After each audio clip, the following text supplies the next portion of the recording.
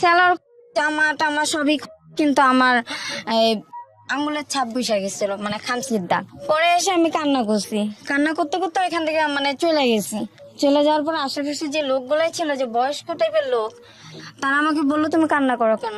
তা আমি তো আর বলতে পারতাছি না যে আমার সাথে এই কাজটা হয়েছে। নীলা। নীলার বয়স কত? 28। 28। শুরু করেন একেবারে ছোটবেলা থেকে, যেখান থেকে বলার আছে।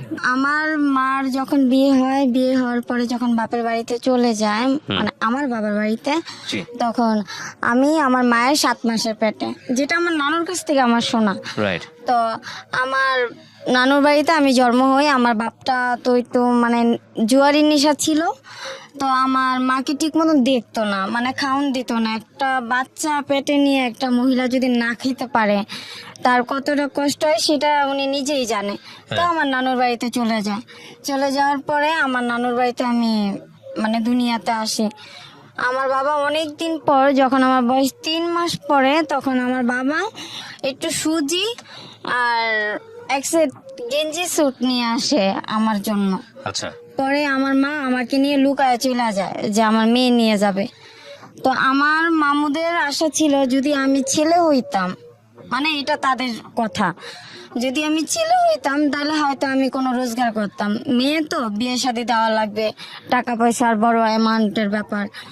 তো আমাকে 7 মাসে করে আমার বাবার বাড়িতে দিয়ে আসে। তখন আমার বাবা অন্য জায়গায় বিয়ে করে। ওই সৎ মার যে মা ছিলেন মানে আমার নানুই হয় হিসাবে। তো আমার নানুরা, ওই আমার দাদি, এরা সবাই মিললে মানে ভিক্ষা করতো আর কি, আমাকে নিয়ে ভিক্ষা করাতো। তো একসময় আমার খালার বাড়িতে মানে ভিক্ষা করতে করতে মানে আমার খালার বাড়িতে চলে যাই। আমার খালায় আমার দেখা কান্দা দেয় যে তোর এই অবস্থা কেন। পরে আমার খালা কারোর কাছে কিছু বলে না, মান সম্মানের ভয়। পরে এসে আমার খালা আমার ভাত খাওয়াইছে। ভাত টাত খাওয়ানোর পরে আমার খালা জিজ্ঞেস করছে যে এই ব্যাপারে তোর মা জানে? আমি কই না, মা জানে না, মা শুধু বাবার কাছেই দিয়ে দিছে। তারপরে আমার খালার কাছ থেকে নিয়ে গেছে। নিয়ে যাওয়ার পরে খালা বলছে যে ঠিক আছে আমি তোর বাবার সাথে কথা বলবো। পরে বাবার সাথে মনে হয় না যে আর বলা হয়েছে। তো আবার আমি ঘুরা ঘুরা খালার কাছে চলে গেছি। আমার এই খালা আর আমার নানু খুব আদর করতো। তো আমার খালার কাছে যখন আমি চলে যাই, তখন আমার সৎ মা কেমন একটা ব্যবহার করতো আমার সাথে, মানে ওনার মেয়েই না আমি, যতচ ওনার রক্তের না, ওনার পেটের না, তো আমাকে তো আর গ্রাহ্য করবে না। আর ওনাদের তো সন্তান আছে, আমার যে বোনগুলাই ওরা আছে, তো আমি ওদের সাথে খুব মিশুক হতাম, খুব মিশুক, কিন্তু আমাকে দেখতে পারতো না। কেমন একটা ব্যবহার করতো আমার সাথে। অসহায়ের মতন বসে থাকতাম, ছোট তো খুবই, অসহায়ের মতন বসে থাকতাম, মানে ঠিক মতন খাইতে পারতাম না, একটা জামা পরতে পারতাম না, মানুষের বাসায় জামা কাপড় পরতাম। বাবা একবেলা রিক্সা চালালে আরেকবেলা ঠিক মতন কাম কাজে যাইতো না। জুয়ারির টেবের নেশা, উনি জুয়া খেলতে খেলতে, আমার বড় মা তখন বাচ্চা ছিল, বড় মা যে কিছু জায়গা ছিল, দাদুর যে জায়গা ছিল, ওগুলা বিক্রি করে দিত একটু একটু করে। তো এমন করতে করতে আমি খালার বাড়িতে যখন চলে যাই, খালা আমাকে রেখে দেয়। রেখে দেওয়ার পরে আমার খালা একজনের বাসায় কাজে দেয়। তো আমার তো ছোট মন, মানে পড়ালেখার দিকে অতটা ছিল না, কেউ গার্ডিয়ান করতো না। গার্ডিয়ানের যে মায়ের যে ভালোবাসা, একটা বাবার যে ভালোবাসা, ওই ভালোবাসাটা আমি পাইতাম না। ওইখান থেকে আমাকে মানুষের বাসায় কাজে দিয়ে দেয়। আমার খালা মানুষের বাসায় কাজে দিয়ে দেয়। তো ওইখান থেকে আমি মানে চলে আসি, ভালো লাগে না, চলে আসি, আবার বাবার বাড়িতে যাই। বাবার বাড়ির থেকে আমাকে দারোগার বাসায় কাজে দেয়। আমাদের যে এলাকার যে একটা দারোগা বলে, ওনার বাসায় কাজে দেয়। ওনার বাসার থেকে আমাকে সায়দাবাদ যে বাসায়, ওইখানে কাজে দেয়, ওনার মেয়ের বাসায়। তো আমি ছোটকালে মিঠাই খুব পছন্দ আমার, ওই মিঠাই আমি খাইতে গেছিলাম। তো ওনার স্বামীর কাছে বিচার দিছে যে আমি এটা মিঠাই খেয়েছে। তো ওনার স্বামী আমাকে খুব ধমকি দিছে, ভয় টয় দেখাইছে যে তুমি মিঠাই খেয়েছো কেন। আমি কি, আমার খেতে মন চাইছে, আমি খাইছি। তো আমার তো ওই মুহূর্তে আমার ওটা কাজ করে না যে আমার এটা খাওয়াটা ঠিক হবে না, আমি তো খুব ছোট, আমাকে কেউ ছিল না দেখার মতন। পরে এসে আমাকে বলে যে তুই বাসা থেকে বাইরে যাবি। আমি ছোট, আমি কোথায় যাব, ঢাকা শহর চিনি না, জানি না কোথায় যাবি। তো আমি এটা বুঝতে পারতাম না যে হয়তো উনি আমাকে মনের থেকে বলে নাই। তো আমাকে মরিচ আনতে দিছে, ওই জিনিসটাই আমার মাথায় কাজ করতেছে যে উনি তো আমাকে বাসা থেকে বাইরে যেতে বলছে, তাহলে আমি চলে যাই। তো কমলাপুর গিয়ে বৈশা রয়েছি। আমার খুব ক্ষুধা লাগছে, কি খামো, মানুষের এখানে চায়া খাইতাছি, যে আমার একটু রুটি দেন। তো একটু রুটির বদলে সে আমাকে বলছে যে চল আমার বাসায় যাবি। এই অপরিচিত লোক? হ্যাঁ। তা আমি বলছি যে কেন আপনার বাসায় যাব, চিনি না। কয়, চল তোকে রুটি দিব, ভাত দিব, সাথে জামাও দিব, তুই কি ছিঁড়া একটা জামা পরে রইছিস। তখন বয়স কত আপনার? আমার বয়স তখন 8। পরে বাসায় যখন ডাকছে, তো আমি বলছি যে না আমি যাব না, মানে ওইটা আমার একটু মাথায় কাজ করতো যে ওনার সাথে আমার গেলে আমি জানি না কি হবে। তো উনি আমাকে খুব আদর করে, মানে ভালোবাসা দিয়ে আমাকে একটা কোক কিনা দিছে। কোকটার মুখটা আবার উনি খুলছে। তো উনি আমাকে যখন বাসায় নিয়ে গেছে, বাসায় নেওয়ার পরে আমাকে খাওয়াইছে, কোকটা খাওয়াইছে। কিন্তু কোকটা কিন্তু অচেতন একটা কোক ছিল। আচ্ছা, অচেতন একটা কোক ছিল। আমি ঘুমায় গেছি। হ্যাঁ, ঘুমায় গেছি। তারপরে আমার সাথে যেটা ঘটলো আর কি, ঘুম ভাঙার পরে আমি দেখি যে আমার জামাটা প্যান্ট আমার, আপনি কি তখন বাসায় ছিলেন? হ্যাঁ, ওই লোকটার বাসায়। তখন আমি মানে ওই মনের ভিতরে একটা ভয় কাজ করলো, একটু বুঝি। হ্যাঁ, আমি বললাম যে আমার জামা, কিন্তু লোকটা ঘরে নাই। লোকটা ঘরে নাই? আচ্ছা, লোকটা ঘরে নাই, লোকটা গেট খুলে চলে গেছে। হ্যাঁ, সেটা কি তার বাসা ছিল না তার গেস্টের বাসা সেটা আমি জানি না। কিন্তু উনি আমাকে বাসায় নিল। হ্যাঁ, তো আমার স্যালার জামা টামা সবই, কিন্তু আমার আঙুলের ছাপ বসে গেছিল, মানে খামচির দাগ। পরে এসে আমি কান্না করছি, কান্না করতে করতে এখান থেকে মানে চলে গেছি। চলে যাওয়ার পর আশেপাশে যে লোকগুলাই ছিল, যে বয়স্ক টাইপের লোক, তারা আমাকে বললো তুমি কান্না করো কেন। তা আমি তো আর বলতে পারতাছি না যে আমার সাথে এই কাজটা হয়েছে, হ্যাঁ, এই কাজটা হয়েছে। তারপরে আমি আর কোথায় যাব, ওই রাস্তায় ভবঘরের মতন, রাস্তায় ভবঘর জীবনটা আমার। হ্যাঁ, তো আমি রাস্তায় থাকি, রাস্তায় খাই, রাস্তায় ঘুমাই, সবকিছু এভরিদিন আমার রাস্তায়। তো যখনই ক্ষুধা লাগতো, কারো কাছে কিছু চাইলে ওই অফারটাই আমাকে করতো। আমার তো বাঁচতে হবে, আমার তো বাঁচতে হবে। তো এক পুলিশ আমাকে বলছিল যে তুই অনেক ছোট, পুলিশটা অনেক ভালো ছিল। কয় তুই তো অনেক ছোট, রাস্তায় থাকিস, কোন ছেলে তোকে নিয়ে যাবে, চল আমার বাসায়। সে আমাকে গাজীপুর নিয়ে যায়। গাজীপুর নেওয়ার পরে থানার থেকে উনি গাজীপুর নিয়ে যায়, মানে নাম টাম লিখে থানার থেকে গাজীপুর নিয়ে যায়। কিন্তু আমি বুঝতে পারি নাই ওনার ছেলেটা খুবই ছোট, 5 বছরের একটা বাচ্চা। ওই বাচ্চাটা আমার সাথে সাথে বাসা থেকে বাইরে হয়ে গেছে।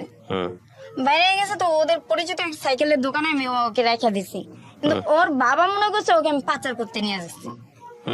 তারপরে ওই আমি একটা টেম্পো স্ট্যান্ডে আমি কথা বলছি যে আপনি কি পুলিশের লোক, তাহলে আমাকে একটু থানায় দিয়ে আসেন, কারণ আমি রাস্তা হারাই ফেলাইছি। আর ওনার নামটা আমার মনে নেই, রমনা থানা বললে সবাই চিনবে।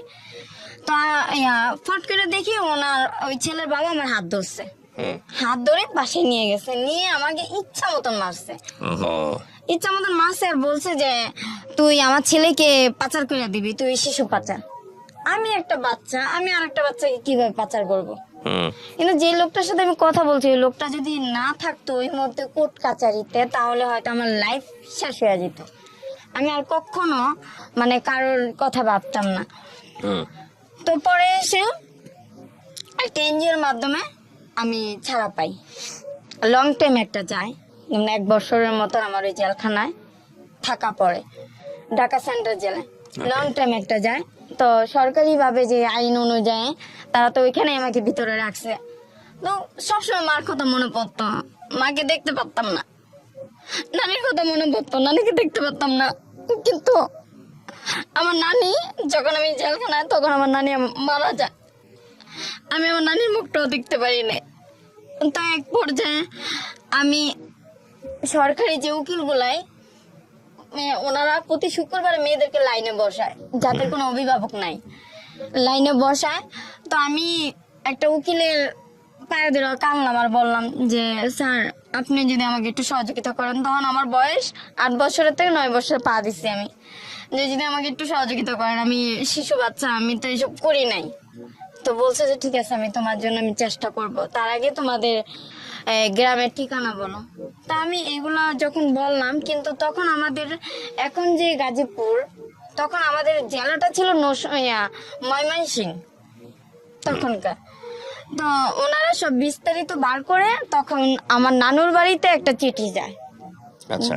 নানুর বাড়িতে যখন চিঠি যায়, ওই চিঠিটা থেকে আমার মা পায়। আমার মাকে বললো যে আপনার মেয়ে তো অমুক জায়গায়। তখন বললো যে আমি তো কিছু করতে পারবো না, তার বাবার কাছে যা। তো আমার বাবা ওই শেষ এক নজর আমাকে দেখতে যায়, শেষ এক নজর আমাকে দেখতে যায়, আমাকে আর পরে আর দেখতে যায় না। তার মেয়ে আছে, সবাই আছে, আমাকে তার প্রয়োজন নেই। পরে এসে আমি অনেক কান্না করতেছি, ওইখানে ওই জেলখানায় কান্না করতেছি যে আমার লাইফটা কি এইভাবে শেষ হয়ে যাবে, আমি কি আর কখনো বেরোতে পারবো না। আমি তো কোনো দোষ করিনি, আস্তে আস্তে আমার জ্ঞান বুদ্ধি বাড়তেছে।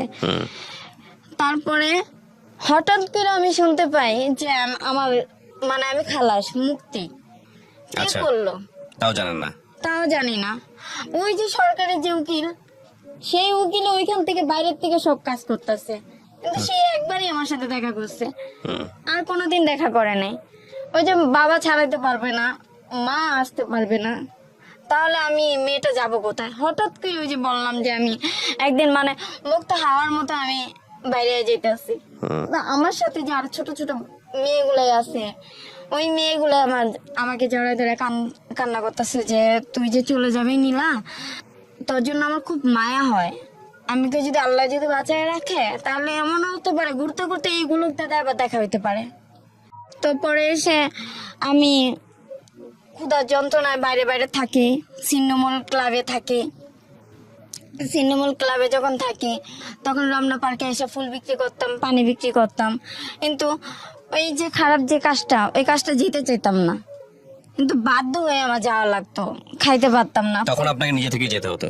হ্যাঁ, তখন নিজের থেকে যেতে হতো, বাধ্য হয়ে যেতে হইতো। দেখা গেছে যে ফুল বিক্রি করতাম, ছেলেরা গায়ে হাত দিত, মানে ভালো লাগতো না, ছোঁয়াগুলো ভালো লাগতো না, কেমন জানি লাগতো। তো আমার সাথে একটা ছেলে আমার সাথে প্রেম করতো, ওই রমনা পার্কে একটা ছেলে প্রেম করতো। ওই ছেলে আমাকে রাত্রে থাকার জন্য অফার করছে যে তুই আমার সাথে রাতে থেকে যাবি, তোকে আমি সকালে ভাত খাওয়াই দিব। একটা মেয়ে তো ভাতই চায়, থাকার জন্য তো আর কোনো কিছু চায় না, খাবারই তো চায়। তো আমার খুব ক্ষুধা লাগছে, আমি কই ঠিক আছে, তাহলে তুই আমাকে রাতে ভাত খাওয়াবি, আমার খুব ক্ষুধা লাগছে। হ্যাঁ তোকে খাওয়াবো, তুই আমার সাথে থাকবি?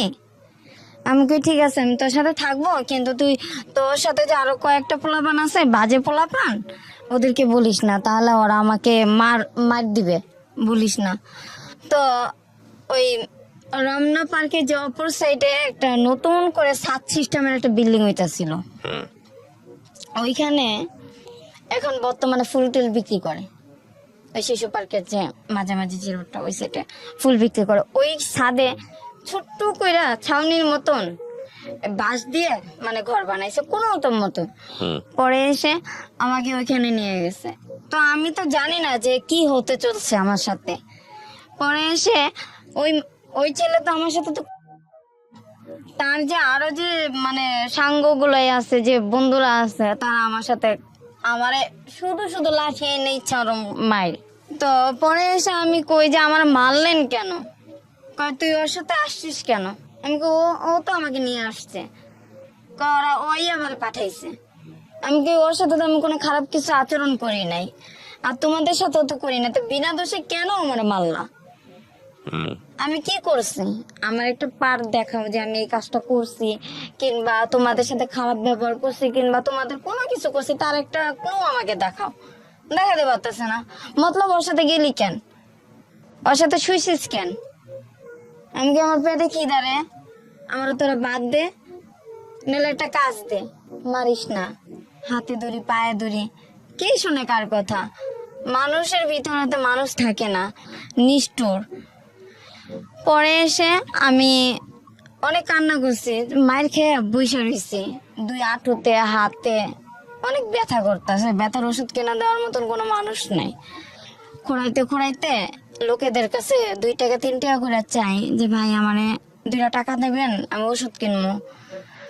আমার ওষুধ কেনার টাকা নেই, কিন্তু কয়জন আছে ভালো আর কিছুজন আছে খারাপ। সমাজের ভিতরে যে আমি আমি আমি যে বেঁচে আছি এটাই সবচেয়ে বড় কথা। আমি টিসিতে গেছি, টিসি তো তখন অন্যরকম ছিল। টিসিতে গেছি, ছাত্রছাত্রীদের কাছে টাকা চাইতেছে, তাদের ভিতরে একটা ছেলে হয়তো ভালো পড়ছে, আমার নিয়ে ডাক্তারখানায় নিয়ে দেখে ওষুধ কিনা দিছে, পেট ভরে ভাত খাওয়াইছে, নতুন জামা কিনা দিছে। কিন্তু সবাই তো আর সবার মতন হয় না। তারপরে রাত আসে, কোথায় যাব, কোথায় ঘুমাবো? ঘুরতে ঘুরতে গুলিস্তান গিয়া ঘুমাই। গুলিস্তান আরো যে মেয়েরা আছে ওদের সাথে মিশা ঘুমাই। কিন্তু ওই যে বড় বড় যে ছেলেগুলাই, তারা তো উত্তপ্ত করে, জামা দইরা টান দেয়, ঘুমের ঘরে এইসব মানে দেয়। যদি না যাই মুখ চেপা ওই স্টেডিয়ামের উপরে উঠায়, যে এইগুলাই থাকে যে কার্নিজের উপরে উঠায় জোর করে জবরদস্তি করে। আমি কই ভাই আমার ছাইরা দাও, আমার ভালো লাগে না, হয় ভালো একটু সুন্দর জীবন দাও, নইলে আমার ছাইরা দাও, ভালো লাগে না এইসব কাজ, ভালো লাগে না। রাস্তায় ঘুমাসকে, বাড়িঘর নাই। আমি কি বাড়িঘর তো আমি চিনি না, আমি তো ঢাকা কাজে আসছিলাম, বাড়িঘর তো চিনি না, তখন কিন্তু বাড়িঘর চিনি না আমি। তারপরে পরের স্টেপে আমার যখন নাকি রাতের বেলা, যখন নাকি ওরা আমার সকালবেলা আমার গুইনা 500 টাকা দেয়, তখন এই টাকার দিকে তাকাই আর বলি যে এই যে 500 টাকার জন্য ওরা আমার জোর করে এই টাকাটা না দিয়ে যদি তাদের ভিতরে যে কোনো একজন যদি আমার নিজের বোনের মতন কিংবা যে কোনো একটা আপন মানুষ মনে করে যদি আমার রাখতো, তাও তো নিজের বুঝাইতে পারতাম যে না, আমি রাস্তার থেকে আমি মানে ঘরে আছি। আর আমার বাবা তো ওই যে জেলখানা দেখে আসছে আমাকে, আমি তো গ্রামের বাড়ি ঠিক মতন চিনি না। তারপরে ঘটনা এই যে আমাকে যে 500 টাকা দিল, 500 টাকা দেওয়ার পরে আমি বলি যে আমার মাকে খুব দেখতে ইচ্ছা করে, মাকে দেখতে যাব, দেখি বাস কোথায় পাই। গুলিস্তান দাঁড়াই, গুলিস্তানে আমাদের এলাকার নাম ধরে ডাকতেছে। তো আমি গিয়েছি, গিয়ে পলায়া ঘরের হাইসের পিছনে, মাটির গর্ত হাইসের পিছন দিক দিয়ে দাঁড়ায় রয়েছে। আমার নানু দেখা কাইন্দা দিছে।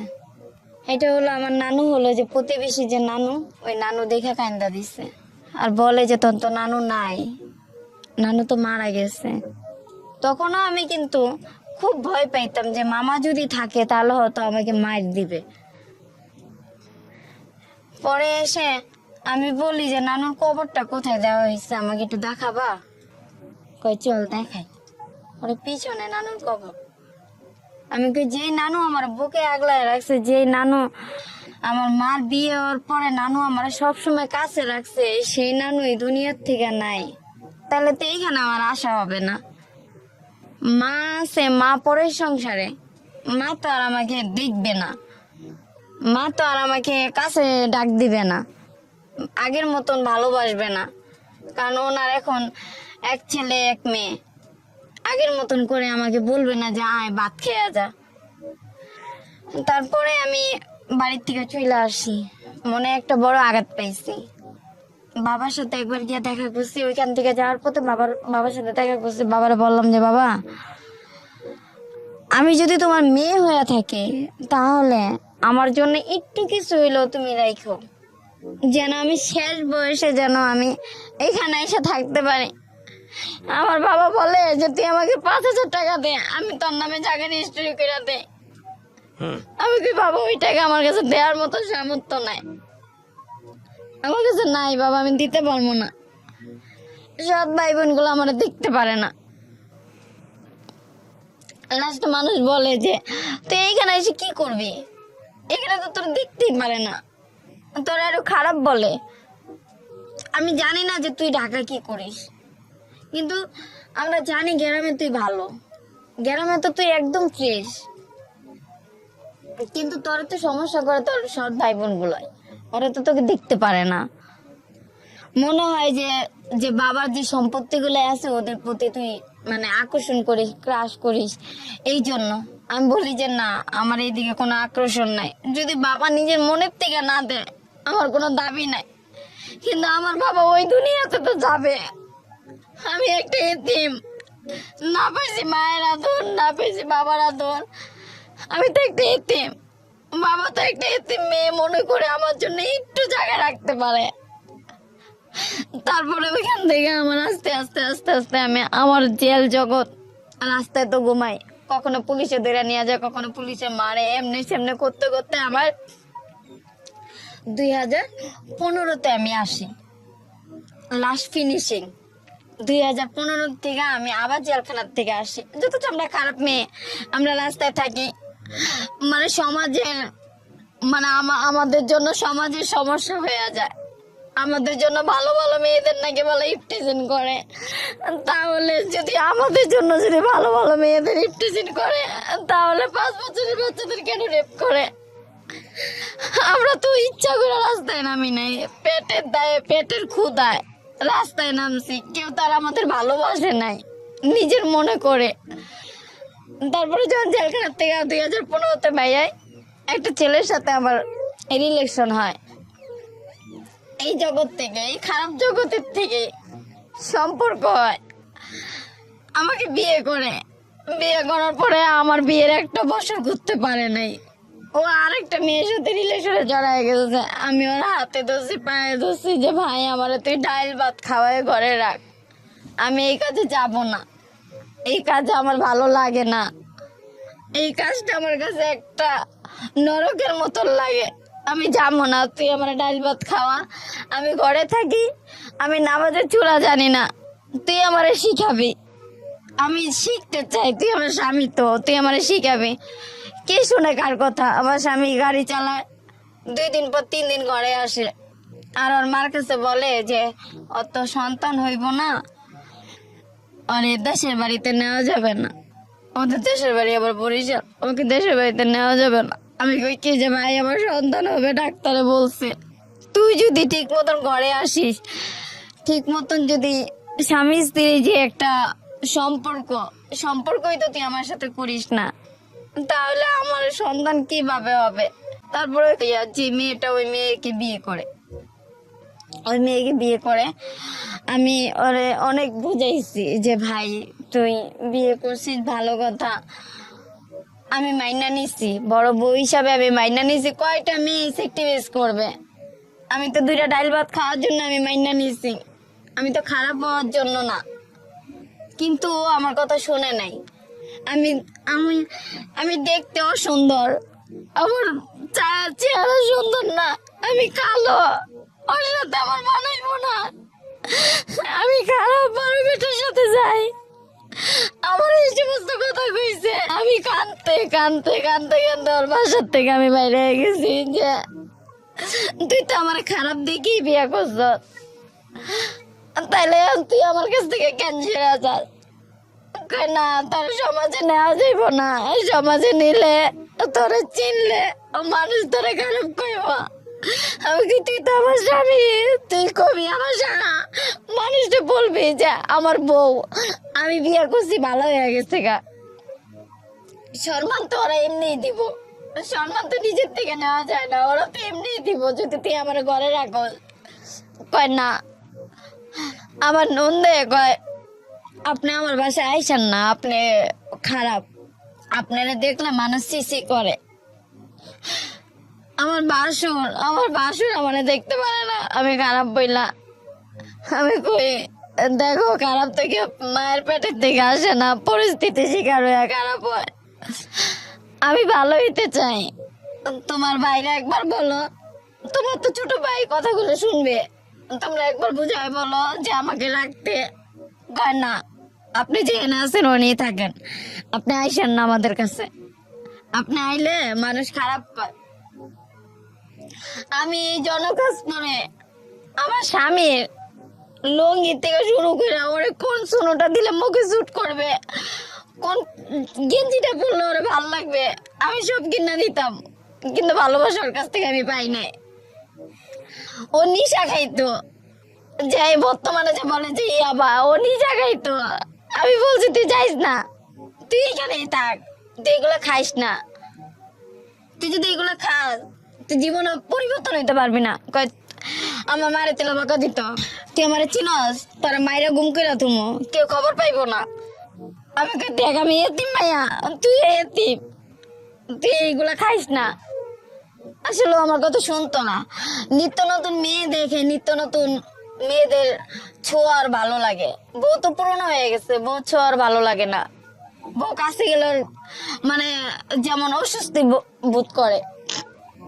পরে এসে আমি বলছি যে ভাই, তুই যখন বিয়ে করছ, তুই নিজের সাথেই যখন থাকবি, তাহলে তুই আমার মাসে সংসারে খরচ দিস 5,000 টাকা, সেটা দিবি? কই আমি টাকা পাবো কই? আমি কই তুই তো গাড়ি চালাস, আর আমি এই যে দেখ না আমি বাইরে যাই, রাস্তায় যাই, সবসময় তো কাজ হয় না, একসময় ঘরে না খায়া থাকতে হয়। মাসে ঘর মানে 5,000 টাকা, খাওয়ান আছে, সবকিছু আছে, কাপড় চাপড় আছে, এগুলো তো তুই আমার দেস না, আমার নিজেরই মেনটেন করে চলতে হয়। আমি তো মানসিক প্রেশার নিতে পারি না। ওর জন্য আমি একবার ফাঁসি দিতে গেছি, একবার আমার বুকে আগুন দিতে গেছি। ওই বাঁচাইছে, কিন্তু ওই বাঁচাইছে আবার ওই আমার কাছ থেকে সরে গেছে। তাহলে কেন গেলি আর কেন আমার বাঁচাইলি? তুই যদি নাই যাইতে, তাহলে তো আমি নিয়ত করছিলাম যে দুইজনের স্বামী স্ত্রী মিলা কিছু টাকা জোগায়া ব্যাংকের থেকে যে পিক আপ গাড়িগুলো আছে, ও তো গাড়ি চালাইতে পারে, একটা গাড়ি কিনা দেবো, আমার নামেই থাকবো, ও আস্তে আস্তে মাসে মাসে কিস্তি দিয়ে দিবে, শোধ করে দিবে। কিন্তু না, কয় আমারে 5 লাখ টাকা দে, 5 লাখ টাকা দে, টাকা দিলে তাহলে এই তোর সাথে আমি থাকবো। আমি কই আমি এই টাকা পাবো কই? তুই তো জানাস যে আমি কি কাজ করি, এই কাজে তো এরকম এত টাকা পাওয়া যায় না। আর এই কাজে কয় টাকা দেয়? কোনো ক্লায়েন্টে দেয় 1,000 টাকা, কোনো ক্লায়েন্টে দেয় নাইডে নিয়ে গেলে 2,000 3,000 টাকা দেয়। এত টাকা তো পাওয়া যায় না। আমি কই পাবো এত টাকা? আর আমি তো আর 5 জনের মতন ওইরকম খারাপ হইতে পারবো না যে একজনের নিঃস্ব কইরা শেষ কইরা আমি নিয়ে এসে পাবো, তাহলে তো আমার জেল হইব, ফাঁসি হইব। আমি তো এগুলো পারবো না। না পারলে নাই, তোর কাছে আমি থাকবো না। তারপরে দিয়ে আমি বাইরে চলে যাবো দেখে আমি পাসপোর্ট করছি। বাইরে চলে যাবো দেখে পাসপোর্ট করছি। 2017-তে আমি যাইতে পারি নাই, কারণ আমার বিহার মেয়াদটা আছে একদিন, আমি যাইতে পারি নাই। পরে আবার নতুন করে আবার পাসপোর্ট আর ভিসা এগুলো সব ঠিকঠাক করছে। ঠিকঠাক করার পরে অন্য অফিসের থেকে আমি গেছি সৌদি 2018-তে। তখন আমার মা বোন সবাই ঢাকা থাকে। তখন আমার মা বোন জানতো না যে আমি এই কাজ করি। ওদের সাথে বসে একবার গিয়ে আমি দেখা করতাম, নাহলে মাসে একবার গিয়ে দেখা করতাম। এত লম্বা হিস্টোরি, সবকিছু মেমোরিতে থাকে না, যেগুলো মনে আছে আমি সেগুলোই বলতেছি। তারপরে আমার মা বোন আমি নিয়ে আসছি। এখানে আবার একটা ঘটনা ঘটছে যে আমার ছোট ভাই আবার একটা কাজ করছে। ওই ছোট ভাইয়ের জন্য আমি, আমার ছোট বোন, আমার মামানি জেলখানায় গেছি। কারণ আমি তো জেলখানায় গেছি, জেল জগতের অবস্থা আমি জানি, কিন্তু ওরা তো কখনো জেলখানায় যায় নাই। ওই ভাইয়ের জন্য আমাদের জেলখানায় নিয়ে গেছে। তোর ভাইরে ধরায় দে, নিলে ও টাকা দে। তা আমরা বললাম যে ভাইরে ধরায় দিব, আমরা ওই টাকা কোথায় পাবো, আমাদের কাছে টাকা নেই। আমার জিজ্ঞেস করে ও তোর কি হয়? আমি কি আমার ভাই হয়? কয় তোর কেমন ভাই? আমি কই আমি আগের সংসারের। এটা তোমার বলতে হবে। পরে আমার ছোট বোনডে ইচ্ছারাম দারোগায় হাতে লাঠি দিয়া, মোটা যে লাঠিগুলো এগুলো দিয়ে বাড়ি দিছে। আর ওই দারোগায় আমার মাঝরাই তো ঘুমেতে উঠায় নিয়ে আমারে কয় তোর ভাইরে আইনা দে, আর নিলে তোরা জেলে পুষবি। তখন আমি বলি অন্যায় ভাই করছে, আমরা অন্যায় করি নাই। তো এইখানে যে অন্যায় করছে আপনারা তারে খোঁজেন। আচ্ছা, আপনার নামটা যেন কি বলছিলেন? নীলা। নীলা, আমি খুব সংক্ষিপ্ত করে কিছু প্রশ্ন আপনাকে জিজ্ঞেস করি। আপনার বর্তমান কি আপনি একই পেশার সঙ্গে যুক্ত আছেন? জি জি এখন আছেন। জি। আপনার এই পেশাতে নিশ্চয়ই ভালো লাগে না? না। তো আপনি এখান থেকে বের হয়ে গার্মেন্টসে যান না কেন? গার্মেন্টসে কাজ করলে তো পারেন। গার্মেন্টসে কাজ করলে শিক্ষাগত যোগ্যতা লাগে, যেটা আমার ভিতরে নাই। আচ্ছা, বাসা বাড়িতে কাজ করতে গেলে দেখা গেছে ছেলে একা থাকে, গায়ে হাত দেয়। অফিসে পিয়নে চাকরি করব, একটা ফাইল একটা স্যারের কাছে দিয়ে যাবো, এখানে কি লেখা আছে আমি পড়তে পারবো না। মাসে যদি আমার খাওয়া দাওয়া নিয়ে 20,000 টাকা খরচ যায়, আমি এই 20,000 টাকা আমি কোথায় পাবো? না, তারপরও আমি আপনাকে একটা কথা বলি, আপনি যদি চেষ্টা করেন এখান থেকে বের হয়ে আসার জন্য, নিশ্চয়ই আল্লাহ আপনাকে পথ দেখাবে। চেষ্টাটা করতে হবে, এক। আর 2 নাম্বার যেটা, সেটা হচ্ছে দেখেন, এই জায়গাটা কিন্তু অনেক রিস্কি। আপনি যে কাজটা করেন, এটার যে হেলথ কিছু ইস্যু আছে, স্বাস্থ্যগত কিছু বিপজ্জনক ঝুঁকিপূর্ণ একটা জায়গা, এটা জানেন আপনি? হ্যাঁ জানি। আচ্ছা, তাহলে এই ঝুঁকিপূর্ণ জায়গাতে যেভাবে স্বাস্থ্য ভালো রাখতে হয় সে বিষয়ে আপনি সচেতন থাকবেন। দেখেন, আপনার এই গল্পটা এটা আমি ভিজুয়ালি পোর্ট্রে করতে চেয়েছিলাম। আপনার যদি মনে না থাকে, আপনি আমার অফিসে গিয়েছিলেন, পরবর্তীতে আমার কাছে মনে হয়েছে না, আপনার ফেস দেখালে আপনার সামাজিকতায় ক্ষতি হবে, সেই জায়গা থেকে আমি রেডিওতে নিয়ে এসেছি গল্পটা। এবং এটা ঠিক যে আপনার এই গল্পের অনেক কিছু আমরা ছোটোখাটো কেটে প্রেসাইজ লিখানো উপস্থাপন করেছি। আমি শুধু একটা জিনিসই বলতে চাই, এখানে আমার যতগুলো কেস এরকম জানা আছে, সেখান থেকে আমি দেখেছি যে একটা মেয়ে কি পরিমাণ ভার্নারেবল লাইফ লিড করলে সেই ধরনের পেশাতে যায় বা যেতে বাধ্য হয়। সো এরা মানুষ, এরা আমাদের মা বোন, এদেরকে সম্মান করতে হবে। কেউই আসলে স্বেচ্ছায় ধরনের পেশাতে যায় না। যখন ঢুকে পড়ে, যখন একেবারে একেবারে অনেক দিন সময় পার হয়ে যায়, তখন আর অনেকেই বের হয়ে আসতে পারে না। অনেকে অনেক ধরনের মাদকদ্রব্যের সঙ্গেও জড়িয়ে যায়। সো আমরা কেউ যেন কখনো কাউকে বাধ্য না করি সারাটা জীবন ধরে এরকম একটা পরিস্থিতিতে যাওয়ার জন্যে। সো এটাই হচ্ছে বলার। আজকের এই গল্প থেকে হয়তো অনেক কিছুই আমাদের শেখার আছে। তারপরে কথা হলো যে অনেক সময় বললেও পরিস্থিতি আমাদেরকে অনেক অনেক বেশি বাধ্য করে নানা প্রতিকূল অবস্থায় নিজেদেরকে। তারপরে যে মেয়েটা ওই মেয়েকে বিয়ে করে, ওই মেয়েকে বিয়ে করে, আমি ওরে অনেক বুঝাইছি যে ভাই তুই বিয়ে করছিস ভালো কথা, আমি মাইনা নিছি, বড় বউ হিসাবে আমি মাইনা নিছি। কয়টা মেয়ে সেক্টিভেস করবে? আমি তো 2টা ডাল ভাত খাওয়ার জন্য আমি মাইনা নিছি, আমি তো খারাপ হওয়ার জন্য না।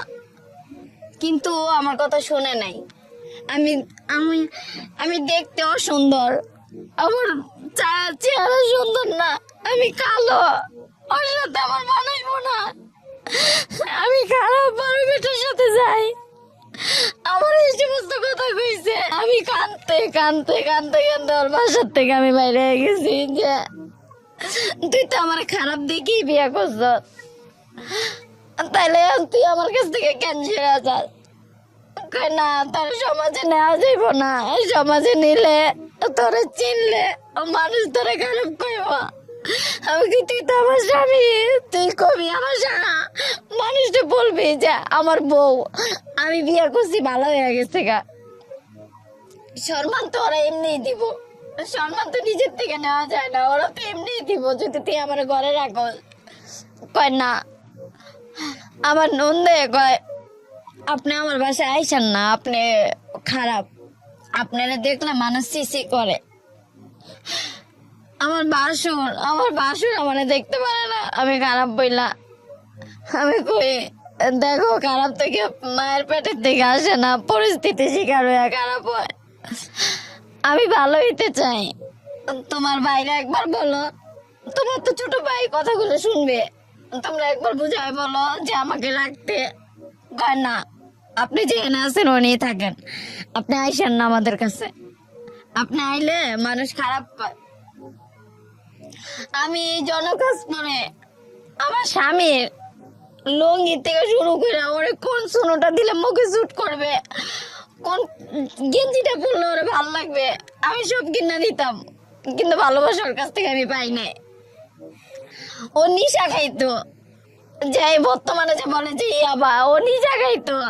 আমি বলছি তুই যাইস না, তুই এখানেই থাক, তুই এগুলো খাইস না, তুই যদি এগুলো খাস তুই জীবনে পরিবর্তন হইতে পারবি না। কয় আমার মারে তেল বাঁকা দিত, তুই আমার চিনস, তোর মায়েরা গুম করে তুমি কেউ খবর পাইবো না। আমি দেখ আমি এতিম মাইয়া, তুই এতিম, তুই এইগুলা খাইস না। আসলে আমার কথা শুনতো না।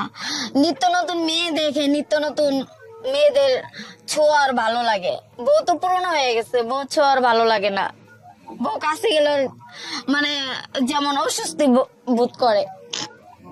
পরে এসে আমি বলছি যে ভাই তুই যখন বিয়ে করছ, তুই সাথে যখন থাকবি, তাহলে তুই আমার মাসে সংসারে খরচ দিস 5,000 টাকা, সেটা দিবি? আমি টাকা পাবো কই?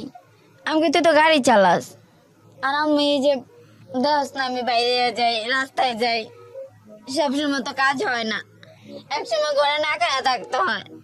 মাসে ঘর মানে 5,000 টাকা, খাওয়ান আছে, সবকিছু আছে, কাপড় চাপড় আছে, এগুলো তো তুই আমার দেশ না, আমার নিজেরই মেনটেন করে চলতে হয়। আমি তো মানসিক প্রেশার নিতে পারি না। ওর জন্য আমি একবার ফাঁসি দিতে গেছি, একবার আমার বুকে আগুন দিতে গেছি। ওই বাঁচাইছে, কিন্তু ওই বাঁচাইছে আবার ওই আমার কাছ থেকে সরে গেছে। তাহলে কেন গেলি আর কেন আমার বাঁচাইলি? তুই যদি নাই যাইতে তাহলে তো আমি নিয়ত করছিলাম যে দুইজনের স্বামী স্ত্রী মিল্লা কিছু টাকা জোগায়া ব্যাংকের থেকে যে পিক আপ গাড়িগুলো আছে, ও তো গাড়ি চালাইতে পারে, একটা গাড়ি কিনা দেবো, আমার নামেই থাকবো, ও আস্তে আস্তে মাসে মাসে কিস্তি দিয়ে দিবে, শোধ করে দিবে। কিন্তু না, কয় আমারে 5 লাখ টাকা দে, 5 লাখ টাকা দে, টাকা দিলে তাহলে এই তোর সাথে আমি থাকবো। আমি কই আমি এই টাকা পাবো কই? তুই তো জানাস যে আমি কি কাজ করি, এই কাজে তো এরকম এত টাকা পাওয়া যায় না। আর এই কাজে কয় টাকা দেয়? কোনো ক্লায়েন্টে দেয় 1000 টাকা, কোনো ক্লায়েন্টে দেয় নাইডে নিয়ে গেলে 2000-3000 টাকা দেয়। এত টাকা তো পাওয়া যায় না। আমি কই পাবো এত টাকা? আর আমি তো আর 5 জনের মতন ওই রকম খারাপ হইতে পারবো না যে একজনের নিঃস্ব কইরা শেষ কইরা আমি নিয়ে এসে পাবো। তাহলে তো আমার জেল হইব, ফাঁসি হইব। আমি তো এগুলো পারবো না। না পারলে নাই, তোর কাছে আমি থাকবো না। তারপরে দিয়ে আমি বাইরে চলে যাবো দেখে আমি পাসপোর্ট করছি। বাইরে চলে যাবো দেখে পাসপোর্ট করছি। 2017-তে আমি যাইতে পারি নাই, কারণ আমার বিহার মেয়াদটা আছে একদিন। আমি যাইতে পারি নাই। পরে আবার নতুন করে আবার পাসপোর্ট আর ভিসা এগুলো সব ঠিকঠাক করছে। ঠিকঠাক করার পরে অন্য অফিসের থেকে আমি গেছি সৌদি 2018-তে। তখন আমার মা বোন সবাই ঢাকা থাকে। তখন আমার মা বোন জানতো না যে আমি এই কাজ করি। ওদের সাথে বসে একবার গিয়ে আমি দেখা করতাম, নাহলে মাসে একবার গিয়ে দেখা করতাম। এত লম্বা হিস্টোরি, সবকিছু মেমোরিতে থাকে না। যেগুলো মনে আছে আমি সেগুলোই বলতেছি। তারপরে আমার মা বোন আমি নিয়ে আসছি। এখানে আবার একটা ঘটনা ঘটছে যে আমার ছোট ভাই আবার একটা কাজ করছে। ওই ছোট ভাইয়ের জন্য আমি, আমার ছোট বোন, আমার মামানি জেলখানায় গেছি। কারণ আমি তো জেলখানায় গেছি, জেল জগতের অবস্থা আমি জানি, কিন্তু ওরা তো কখনো জেলখানায় যায় নাই। ওই ভাইয়ের জন্য আমাদের জেলখানায় নিয়ে গেছে। তোর ভাইরে ধরায় দে, নিলে টাকা দে। তা আমরা বললাম যে ভাইরে ধরায় দিব, আমরা ওই টাকা কোথায় পাবো? আমাদের কাছে টাকা নেই। আমার জিজ্ঞেস করে, ও তোর কি হয়? আমি কি আমার ভাই হয়? কয় তোর কেমন ভাই? আমি কই আমি আগের সংসারের। এটা তোমার বলতে হবে। পরে আমার ছোট বোনডে ইচ্ছারম দারোগায় হাতে লাঠি দিয়া, মোটা যে লাঠিগুলো এগুলো দিয়ে বাড়ি দিছে। আর ওই দারোগায় আমার মাঝরাই তো ঘুমেতে উঠায় নিয়ে আমারে কয়, তোর ভাইরে আইনা দে, আর নিলে তোরা জেলে পুষবি। তখন আমি বলি, অন্যায় ভাই করছে, আমরা অন্যায় করি নাই। তো এইখানে যে অন্যায় করছে আপনারা তারে খোঁজেন। আচ্ছা, আপনার নামটা যেন কি বলছিলেন? নীলা। আমি খুব সংক্ষিপ্ত করে কিছু প্রশ্ন আপনাকে জিজ্ঞেস করি। আপনার বর্তমান কি আপনি একই পেশার সঙ্গে যুক্ত আছেন? জি জি। এখন আছেন? জি। আপনার এই পেশাতে নিশ্চয়ই ভালো লাগে না? না। তো আপনি এখান থেকে বের হয়ে গার্মেন্টসে যান না কেন? গার্মেন্টসে কাজ করলে তো পারেন। গার্মেন্টসে কাজ করলে শিক্ষাগত যোগ্যতা লাগে, যেটা আমার ভিতরে নাই। আচ্ছা। বাসা বাড়িতে কাজ করতে গেলে দেখা গেছে ছেলে একা থাকে, গায়ে হাত দেয়। অফিসে পিয়নে চাকরি করব, একটা ফাইল একটা স্যারের কাছে দিয়ে যাবো, এখানে কি লেখা আছে আমি পড়তে পারবো না। মাসে যদি আমার খাওয়া দাওয়া নিয়ে 20,000 টাকা খরচ যায়, আমি 20,000 টাকা আমি কোথায় পাবো? না, তারপরও আমি আপনাকে একটা কথা বলি, আপনি যদি চেষ্টা করেন এখান থেকে বের হয়ে আসার জন্য, নিশ্চয়ই আল্লাহ আপনাকে পথ দেখাবে। চেষ্টাটা করতে হবে, 1। আর 2 নাম্বার সেটা হচ্ছে, দেখেন এই জায়গাটা কিন্তু অনেক রিস্কি। আপনি যে কাজটা করেন এটার যে হেলথ কিছু ইস্যু আছে, স্বাস্থ্যগত কিছু বিপজ্জনক ঝুঁকিপূর্ণ একটা জায়গা, এটা জানেন আপনি? হ্যাঁ জানি। আচ্ছা, তাহলে এই ঝুঁকিপূর্ণ জায়গাতে যেভাবে স্বাস্থ্য ভালো রাখতে হয় সে বিষয়ে আপনি সচেতন থাকবেন। দেখেন, আপনার এই গল্পটা এটা আমি ভিজুয়ালি পোর্ট্রে করতে চেয়েছিলাম। আপনার যদি মনে না থাকে, আপনি আমার অফিসে গিয়েছিলেন, পরবর্তীতে আমার কাছে মনে হয়েছে আপনার ফেস দেখালে আপনার সামাজিকতায় ক্ষতি হবে, সেই জায়গা থেকে আমি রেডিওতে নিয়ে এসেছি গল্পটা। এবং এটা ঠিক যে আপনার এই গল্পের অনেক কিছু আমরা ছোটোখাটো কেটে প্রেসাইজ লিখানো উপস্থাপন করেছি। আমি শুধু একটা জিনিসই বলতে চাই, এখানে আমার যতগুলো কেস এরকম জানা আছে সেখান থেকে আমি দেখেছি যে একটা মেয়ে কি পরিমাণ ভার্নারেবল লাইফ লিড করলে সেই ধরনের পেশাতে যায় বা যেতে বাধ্য হয়। সো এরা মানুষ, এরা আমাদের মা বোন, এদেরকে সম্মান করতে হবে। কেউই আসলে স্বেচ্ছায় এই ধরনের পেশাতে যায় না, যখন ঢুকে পড়ে, যখন একেবারে একেবারে অনেক দিন সময় পার হয়ে যায়, তখন আর অনেকেই বের হয়ে আসতে পারে না, অনেকে অনেক ধরনের মাদকদ্রব্যের সঙ্গেও জড়িয়ে যায়। সো আমরা কেউ যেন কখনো কাউকে বাধ্য না করি সারাটা জীবন ধরে এরকম একটা পরিস্থিতিতে যাওয়ার জন্যে। সো এটাই হচ্ছে বলার। আজকের এই গল্প থেকে হয়তো অনেক কিছুই আমাদের শেখার আছে। তারপরে কথা হলো যে অনেক সময় বললেও পরিস্থিতি আমাদেরকে অনেক অনেক বেশি বাধ্য করে নানা প্রতিকূল অবস্থায় নিজেদেরকে ঠেলে দেওয়ার জন্য। সো আল্লাহ আমাদেরকে সেভ করুক, এই প্রত্যাশায় শেষ করছি। আজকের মতো অনেক ভালো থাকুন। আসসালামু আলাইকুম। তো পরে এসে আমি ক্ষুধার যন্ত্রণায় বাইরে বাইরে থাকি, ছিন্নমূল ক্লাবে থাকি। ছিন্নমূল ক্লাবে যখন থাকি তখন রমনা পার্কে এসে ফুল বিক্রি করতাম, পানি বিক্রি করতাম।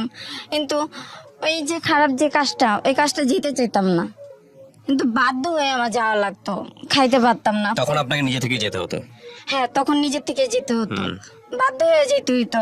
দেখা গেছে যে ফুল বিক্রি করতাম, ছেলেরা গায়ে হাত দিত, মানে ভালো লাগতো না, ছোঁয়াগুলোই ভালো লাগতো না, কেমন জানি লাগতো। তো আমার সাথে একটা ছেলে আমার সাথে প্রেম করতো, ওই রমনা পার্কে একটা ছেলে প্রেম করতো। ওই ছেলে আমাকে রাত্রে থাকার জন্য অফার করছে যে তুই আমার সাথে রাতে থেকে যাবি, তোকে আমি সকালে ভাত খাওয়াই দেব। একটা মেয়ে তো ভাতই চায়, থাকার জন্য তো আর কোনো কিছু চায় না, খাবারই তো চায়।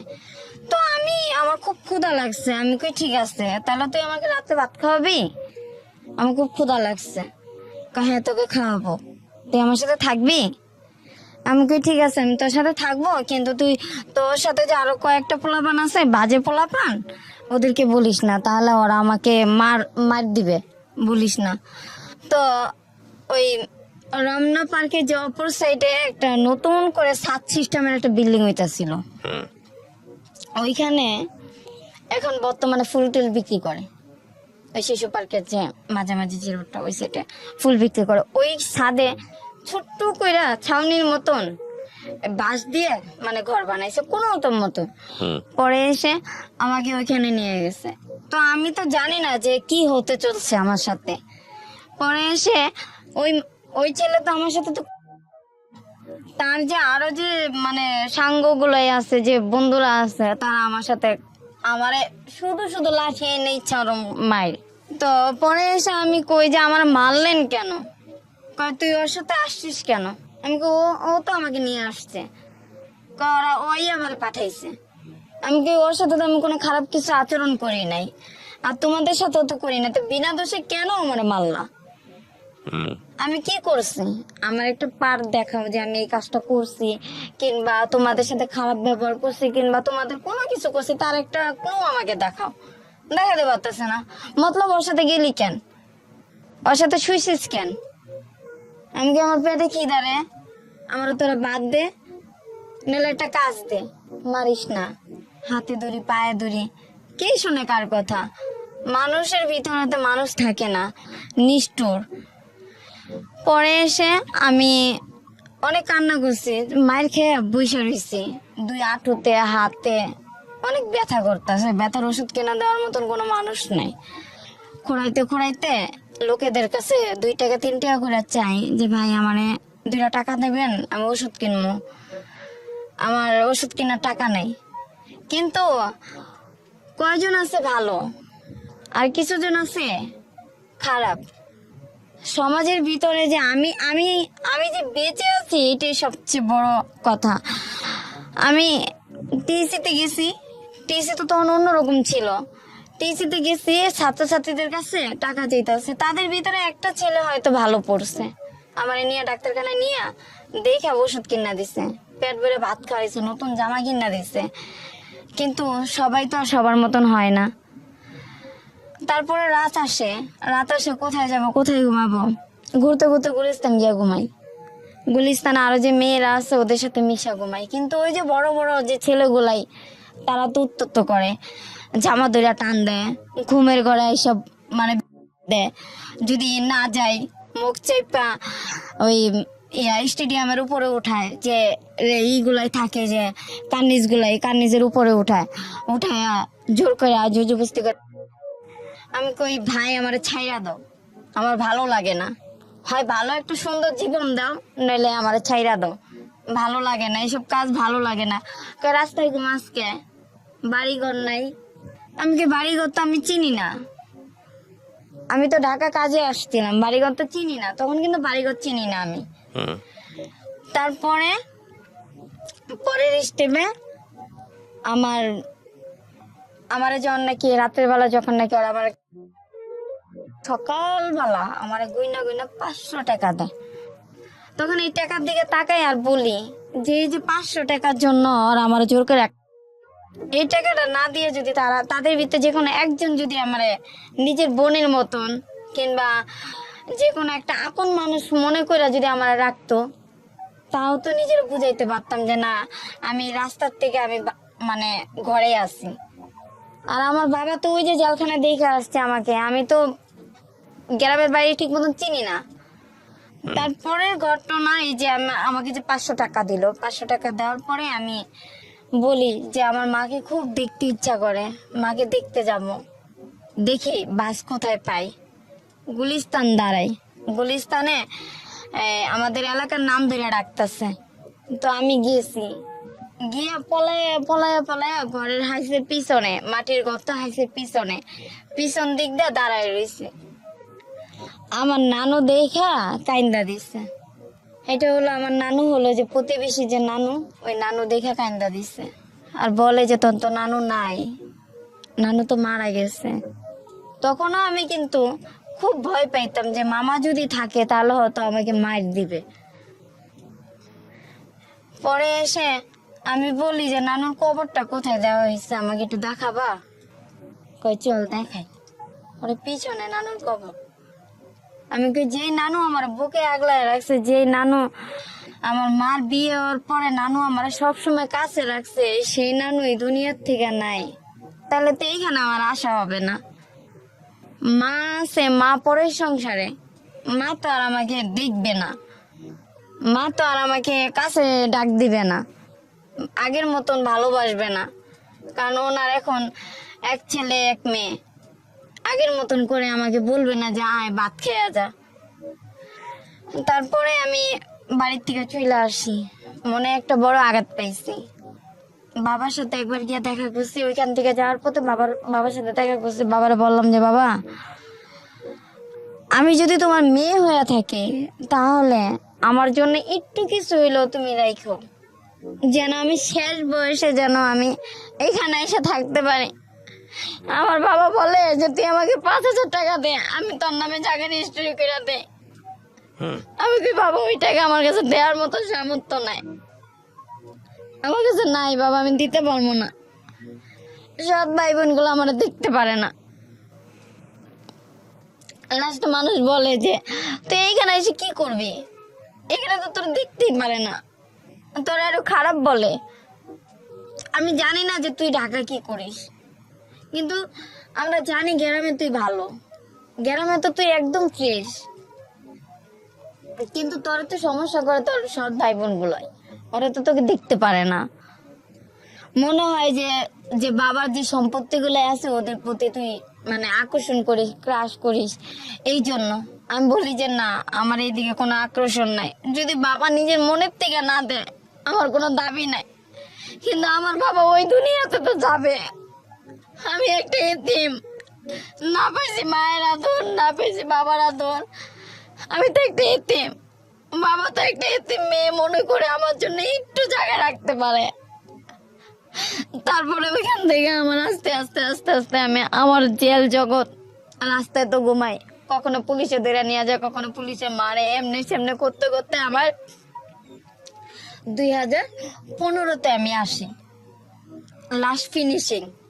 2015 থেকে আমি আবার জেলখানার থেকে আসি। যথেষ্ট আমরা খারাপ মেয়ে, আমরা রাস্তায় থাকি, মানে সমাজের মানে আমাদের জন্য সমাজের সমস্যা হয়ে যায়। আমাদের জন্য ভালো ভালো মেয়েদের নাকি বলে ইফটিজিং করে, তাহলে যদি আমাদের জন্য যদি ভালো ভালো মেয়েদের ইফটিজিং করে, তাহলে 5 বছরের বাচ্চাদের কেন রেপ করে? আমরা তো ইচ্ছা করে রাস্তায় নামি নাই, পেটের দায়ে পেটের ক্ষুধায় রাস্তায় নামছি, কেউ তার আমাদের ভালোবাসে নাই, নিজের মনে করে। তারপরে যখন জেলখানার থেকে 2015-তে ভাইয়াই একটা ছেলের সাথে আমার রিলেশন হয়, এই জগৎ থেকে, এই খারাপ জগতের থেকে সম্পর্ক হয়।